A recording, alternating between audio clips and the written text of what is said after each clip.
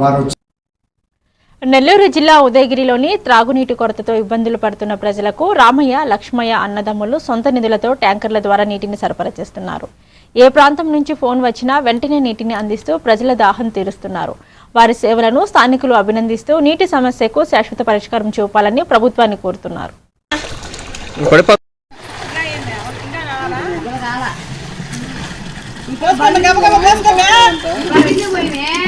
వాళ్ళ ఆయనకి బాగాలేకపోయా మన ఆయనకి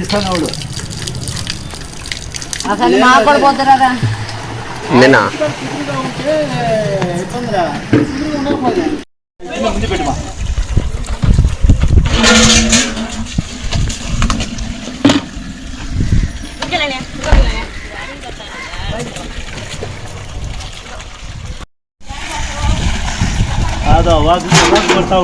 పోతుంది పోతుంది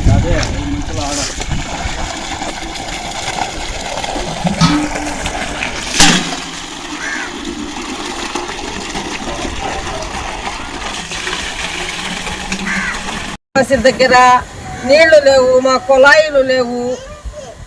ఏమో మీరు న్యాయం చేసి మాకు నీళ్లు తెచ్చియాల్సింది స్వామి. ఏం చేసే మేము